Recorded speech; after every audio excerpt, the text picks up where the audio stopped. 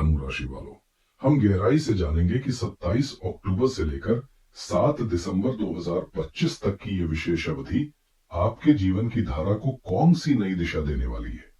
ये एक विस्तृत विश्लेषण है जो आपकी चंद्र राशि और लग्न पर आधारित है, ताकि आप आने वाले समय के लिए पूरी तरह से तैयार हो सके। तो चलिए इस ज्ञान की यात्रा में मेरे साथ आगे बढ़िए। धनु राशि के मेरे प्यारे दोस्तों, इन 41 दिनों की कहानी को समझने के लिए हमें सबसे पहले इसके मुख्य किरदार को समझना होगा। इस कहानी का मुख्य किरदार है ग्रहों का सेनापति, भूमिपुत्र, ऊर्जा का महास्त्रोत मंगल देव। 27 अक्टूबर को मंगल एक बहुत बड़ा और महत्वपूर्ण परिवर्तन कर रहे हैं। वे अपनी स्वयं की राशि वृश्चिक में प्रवेश कर रहे हैं। ज्योतिष में जब कोई ग्रह अपने ही घर में आता है तो वो स्वगृही कहलाता है और अपनी पूरी शक्ति में होता है।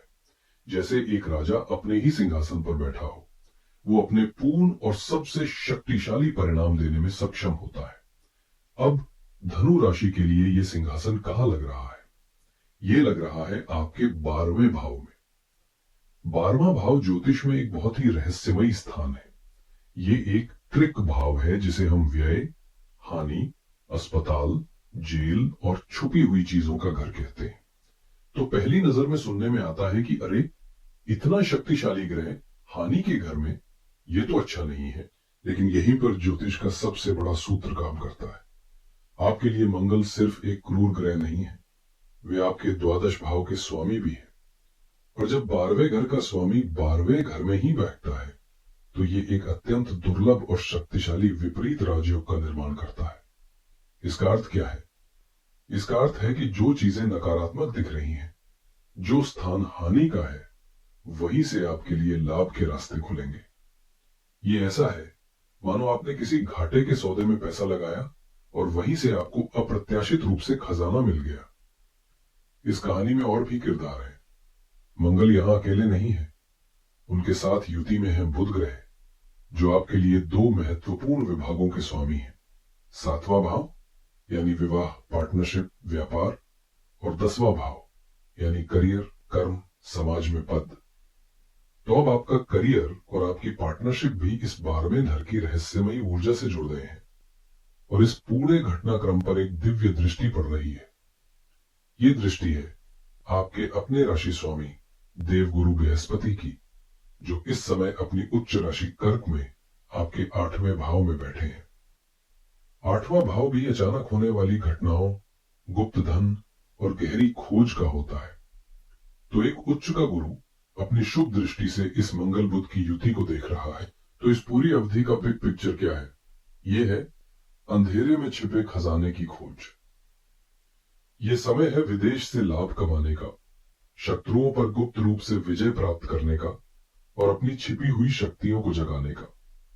लेकिन ये चेतावनी भी है कि इस खोज में आपके खर्चे बढ़ेंगे, रिश्तों में आग की परीक्षा होगी और स्वास्थ्य को नजरअंदाज करने की भूल बिल्कुल नहीं करनी है।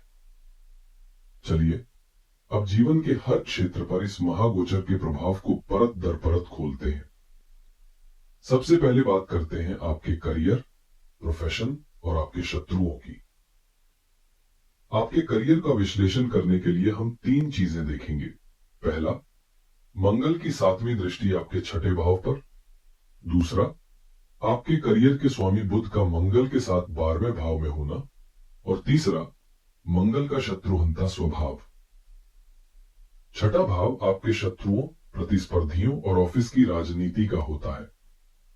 मंगल, जो कि एक योद्धा है, जब इस भाव को देखते हैं तो वे आपके शत्रुओं का नाश करते हैं।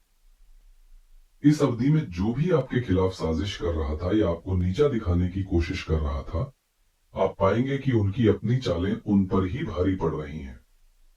आपको लड़ने की जरूरत नहीं पड़ेगी, परिस्थितियां ही ऐसी बनेंगी कि आपको विजय मिलेगी। नौकरी पेशा लोगों के लिए आपके करियर के स्वामी बुध का 12वें भाव में मंगल के साथ होना यह दर्शाता है कि आपके काम का संबंध विदेश, एमएनसी, अस्पताल या किसी बाहरी स्थान से जुड़ सकता है। हो सकता है आपको किसी प्रोजेक्ट के लिए विदेश यात्रा करनी पड़े या आपकी कंपनी किसी विदेशी क्लाइंट के साथ डील करे। जो लोग मेडिकल, इंजीनियरिंग, आईटी या कम्युनिकेशन के क्षेत्र में हैं, उनके लिए ये गोचर विशेष रूप से लाभकारी रहेगा। वर्कलोड बढ़ेगा, लेकिन परिणाम शानदार मिलेंगे। छात्रों के लिए यह समय किसी वरदान से कम नहीं है। छठे भाव पर मंगल की दृष्टि प्रतियोगी परीक्षाओं में सफलता के लिए आवश्यक आक्रामकता और फोकस प्रदान करती है। अगर कोई पुराना कानूनी मामला अटका हुआ था, तो इन 41 दिनों में उसका फैसला आपके हक में आने की प्रबल संभावना बन रही है।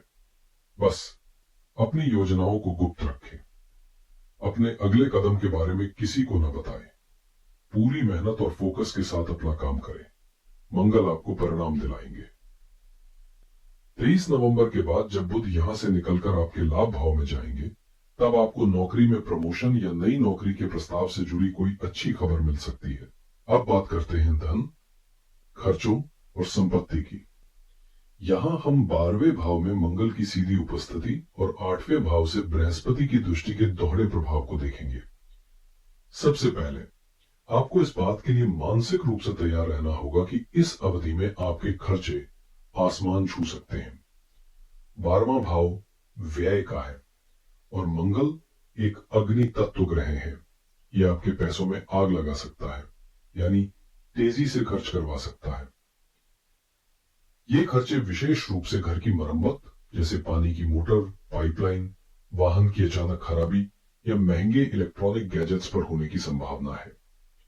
लेकिन अब सिक्के का दूसरा पहलू देखिए। आपके 8वें भाव में उच्च के गुरु बैठे हैं, जिनकी 5वीं दृष्टि आपके 12वें भाव पर है। 8वां भाव अचानक लाभ, विरासत और गुप्त धन का होता है। इसका अर्थ है कि जहां एक ओर खर्चे होंगे, वहीं दूसरी ओर कहीं से अचानक पैसा आने का भी योग बन रहा है। यह पैसा पैतृक संपत्ति की बिक्री से, किसी पुराने निवेश से, इंश्योरेंस या किसी ऐसे स्रोत से आ सकता है जिसकी आपने कल्पना भी नहीं की थी। यह समय किसी भी प्रकार की संपत्ति, विशेषकर कोई पुरानी या पैतृक संपत्ति को बेचने के लिए अत्यंत शुभ है। मंगल भूमि के कारक हैं और बृहस्पति की दृष्टि के कारण आपको बहुत ही लाभकारी मूल्य मिलने की संभावना है। बस बिना सोचे समझे कहीं भी निवेश न करें। दिखावे के लिए खर्च करने से बचें। एक बजट बनाकर चलना इस समय आपके लिए बहुत जरूरी होगा। अब आते हैं इस गोचर के सबसे संवेदनशील क्षेत्र पर, आपके प्रेम, संबंध और वैवाहिक जीवन पर। इसके 3 कारण हैं। पहला, 12वें भाव में मंगल का होना अस्थायी मांगलिक दोष बनाता है। दूसरा, मंगल की 8वीं दृष्टि सीधे आपके 7वें भाव यानी विवाह के घर पर पड़ रही है। और तीसरा, आपके प्रेम के भाव के स्वामी मंगल का 12वें भाव यानी हानि के घर में जाना। धनु राशि वालों, आपको अपने वैवाहिक जीवन में बहुत धैर्य और समझदारी से काम लेना होगा। मंगल की सीधी दृष्टि आपके जीवन साथी के भाव पर होने के कारण आप दोनों के बीच अहंकार का टकराव हो सकता है। छोटी छोटी बातें बड़े झगड़ों का रूप ले सकती हैं। विशेषकर पैसों को लेकर या परिवार की किसी बात को लेकर गंभीर विवाद होने की आशंका है। आपकी वाणी में भी एक कड़वाहट या आक्रामकता आ सकती है जो आपके साथी को चुभ सकती है। ये गोचर आपके जीवन साथी के स्वास्थ्य पर भी नकारात्मक प्रभाव डाल सकता है। उन्हें त्वचा संबंधी समस्याएं, एलर्जी, इन्फेक्शन या कोई चोट लगने का खतरा है। उनका विशेष ध्यान रखें। जो लोग प्रेम संबंध में हैं, उनके लिए यह परीक्षा की घड़ी है। आपके प्रेम के भाव का स्वामी मंगल हानि के भाव में चला गया है। यह रिश्तों में कम्युनिकेशन गैप, गलतफहमी और यहां तक कि अलगाव या ब्रेकअप का कारण भी बन सकता है। आपको अपने रिश्ते को समय देना होगा और किसी भी तरह के अहंकार से बचना होगा। शांत रहें। जब भी बहस की स्थिति बने, चुप हो जाए या उस स्थान से हट जाए। अपने साथी की बातों को सुने और समझने की कोशिश करें। 16 नवंबर के बाद जब सूर्य भी यहां आ जाएंगे तो अहंकार का टकराव और बढ़ सकता है। 23 नवंबर के बाद जब बुध यहां से निकलेंगे तब कम्युनिकेशन में थोड़ा सुधार हो सकता है। और अब मैं विशेष रूप से अपनी उन धनु राशि की बहनों से बात करना चाहता हूं जो एक हाउसवाइफ है, जो घर की धुरी है। आपके लिए ये गोचर क्या प्रभाव लेकर आ रहा है, इसे समझते हैं। सबसे पहला असर आपको घर के बजट पर दिखेगा। मंगल का 12वें घर में होना अचानक होने वाले खर्चों को बढ़ाएगा। हो सकता है घर का कोई उपकरण जैसे फ्रिज, वॉशिंग मशीन या मिक्सर अचानक खराब हो जाए। पानी की मोटर या पाइपलाइन में कोई समस्या आ सकती है। इन सब पर आपका बजट बिगड़ सकता है। आपको सलाह दी जाती है कि पहले से ही कुछ आकस्मिक निधि बनाकर चलें। ये आपके लिए सबसे ज्यादा ध्यान देने वाला क्षेत्र है। पति के साथ संबंध और उनका स्वास्थ्य। मंगल की सीधी दृष्टि आपके 7वें भाव पर है, जो आपके पति का घर है। इससे आपके पति के स्वभाव में गुस्सा और चिड़चिड़ापन बढ़ सकता है। छोटी छोटी बातों पर आप दोनों के बीच बहस और तनाव की स्थिति बन सकती है। कोशिश करें कि आप अपनी तरफ से शांत रहें। अगर वे गुस्से में हैं तो आप उस समय मौन हो जाएं। उनके स्वास्थ्य का भी विशेष ध्यान रखें, उन्हें चोट लगने का खतरा है। बच्चों से जुड़े मामलों में आपके पंचम भाव के स्वामी मंगल है, जो बच्चों का भाव है। उनका 12वें घर में जाना यह दिखाता है कि इस समय बच्चों पर आपके खर्चे बढ़ सकते हैं, खासकर उनकी पढ़ाई या स्वास्थ्य को लेकर। हो सकता है बच्चे आपसे कुछ दूरी महसूस करें या अपनी बातें आपसे साझा न करें। उनके साथ प्यार से पेश आएं और धैर्य रखें। आपकी अपनी ऊर्जा और मानसिक शांति की बात करें तो मंगल की ऊर्जा आपको घर के कामकाज को निपटाने की बहुत शक्ति देगी। आप हर काम को फुर्ती से करेंगी। लेकिन 12वें घर में मंगल आपको रात में बेचैनी, अनिद्रा और चिंता भी दे सकते हैं। आपको लगेगा कि आप मेहनत तो बहुत कर रही हैं, लेकिन मन शांत नहीं है। इसलिए अपने लिए समय निकालना बहुत जरूरी है। सुबह या शाम को कुछ देर पूजा पाठ, ध्यान या अपनी पसंद का कोई काम जरूर करें। यह आपको आंतरिक शांति देगा। संक्षेप में, आपके लिए यह समय घर को बहुत ही धैर्य और समझदारी से संभालने का है। अपनी ऊर्जा को घर को व्यवस्थित करने में लगाएं, झगड़ों में नहीं। अब बात करते हैं आपके स्वास्थ्य और व्यक्तिगत शक्ति की। 12वें भाव में मंगल का गोचर स्वास्थ्य के लिए बहुत अच्छा नहीं माना जाता। आपको विशेष रूप से अपने पैरों और बाईं आंख का ध्यान रखना होगा।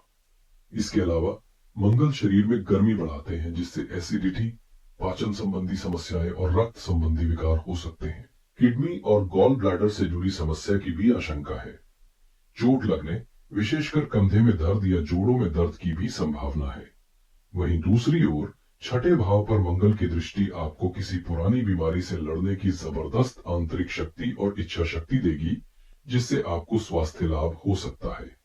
और अब बात करते हैं सकारात्मक पक्ष की।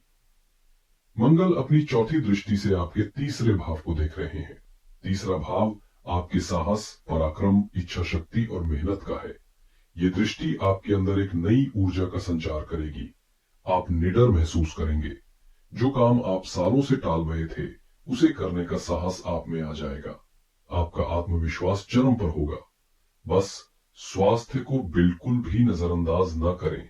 संतुलित आहार लें, पानी खूब पिए और वाहन चलाते समय सतर्क रहें। अपनी बढ़ी हुई ऊर्जा को व्यायाम या किसी रचनात्मक काम में लगाएं।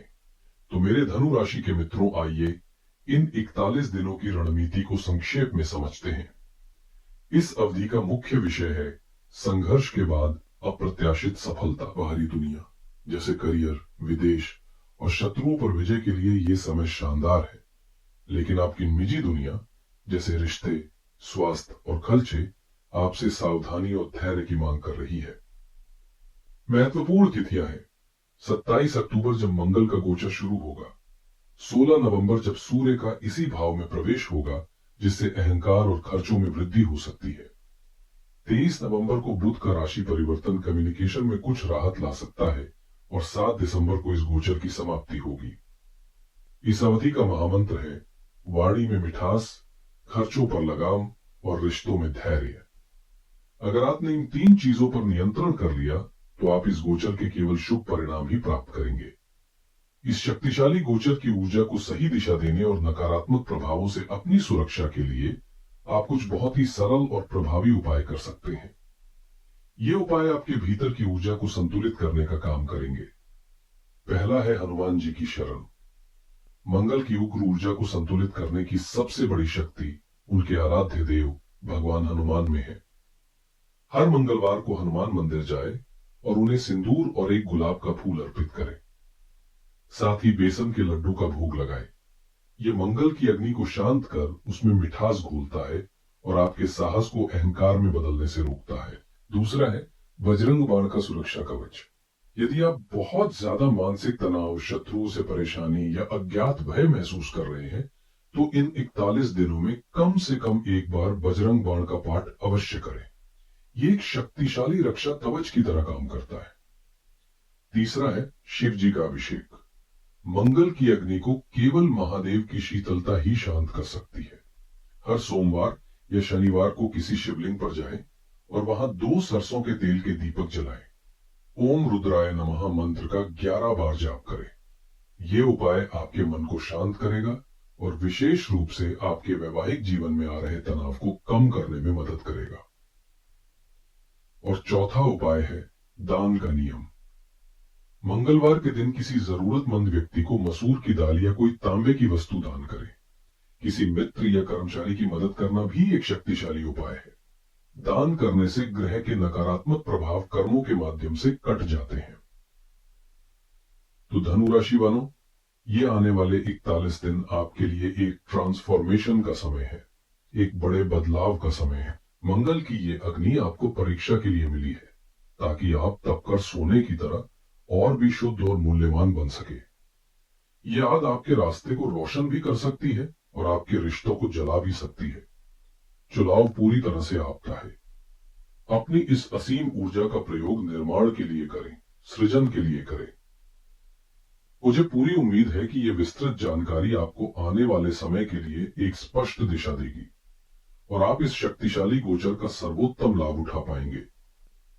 अगर आपको यह वीडियो अच्छा लगा हो, अगर मेरी बातें आपके दिल तक पहुंची हो, तो इस वीडियो को लाइक करें, अपने सभी धनु राशि के मित्रों और परिवारजनों के साथ इसे शेयर करें ताकि वे भी इसका लाभ उठा सके, और इस चैनल को सब्सक्राइब करना न भूलें। ईश्वर आपका कल्याण करें, आपके जीवन में सब मंगलमय हो। हर हर महादेव।